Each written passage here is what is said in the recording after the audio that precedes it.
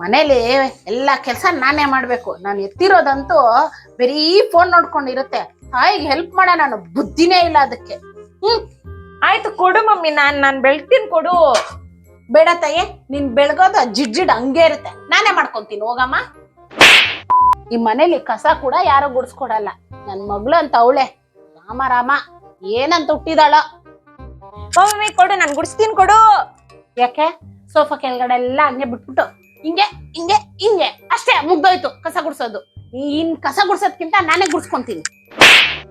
ಈ ಮನೆಯಲ್ಲಿ ಬಟ್ಟೆ ಮಿಷಿನ್ಗೆ ಹಾಕೋಕ್ಕೂ ನಾನ್ ಬೇಕು.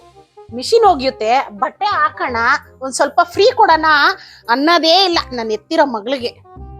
ಕೊಡು ಮಮ್ಮಿ, ನಾನು ಹಾಕ್ತೀನಿ ಕೊಡು ಮಮ್ಮಿ. ಯಾಕೆ ನೋಡು, ಈ ಪ್ಯಾಂಟ್ ತೆಗ್ದಿರೋ ಶೇಪ್ ನೋಡು, ಒಂದ್ ಉಲ್ಟಾ ಒಂದು ಸೀದಾ ಇರುತ್ತೆ. ಅದನ್ನ ಹಂಗೆ ಹಾಕ್ತೀಯ, ಅದನ್ನ ಸರಿ ಮಾಡಿ ಅನ್ನ ಹಾಕ್ತೀಯ. ನೀನೇನ್ ಮಾಡ್ಬೇಡಮ್ಮ, ನಾನೇ ಮಾಡ್ಕೊತೀನಿ.